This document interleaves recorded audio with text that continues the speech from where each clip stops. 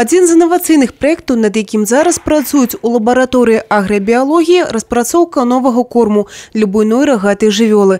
Раціон на основі шматгадової трави «Кастрець». Основний його плюс – добрая кормовая якость. Гэтая распрацоўка, упэўнены вучоныя, знойдзе широкое применение у живёлагадоўлі региона.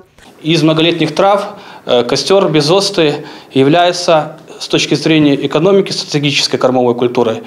Мы в рамках этого решили реализовать инновационный проект, разработать сенокосные травосмеси на основе кострица безостого, где с трехокосным использованием, параллельно с брестравами, то есть наукоспроизводства, получить семенники с новыми сортами. А вось гэта один з самых паспяховых проектаў – біоўгнаенне на основе отходов буйных рыбных и грибных вытворчасцей, отходов биогазовых установок. Распрацаваная тэхналогія падаўжае тэрмін паступлення пажыўных рэчываў у глебу. За 5 гадоў у лаборатории распрацавалі 6 видов инновационных угнаенняў. Да, можно теперь сказать, что это замкнутый цикл от производства удобрений до их применения. В этом задействованы предприятия непосредственно Брестской области и сельскохозяйственные производственные предприятия или кооперативы сельскохозяйственные, которые потребляют и используют эти удобрения на своих сельскохозяйственных полях. Распрацавалі ў інстытуце новый вид меліярантаў – рэчываў для паляпшэння фізіка-хімічных якасцей глебаў. Поскольку наши полезские почвы достаточно кислые почвы, и мы нуждаемся в раскислении или подщелачивании этих почв, и кроме доломитовой муки мы разработали еще один мелиорант на основе карбидной извести, то есть это отход от производства ацетилена.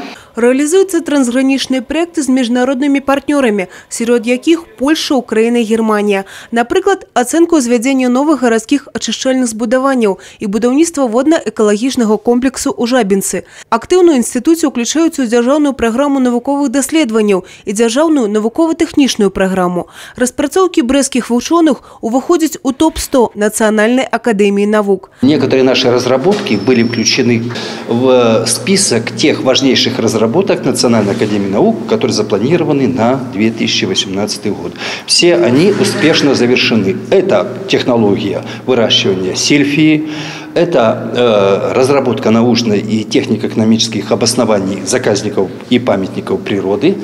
Это некоторые мероприятия по образованию. Планы на этот год еще больше амбициозные. Мы планируем расширить наши исследования прежде всего в системе точного земледелия и органического сельского хозяйства.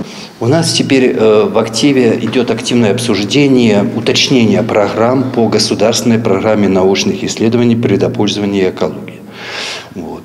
И одновременно мы включаемся достаточно активно в разработку и реализацию проектов инновационного фонда Брестского облсполкома.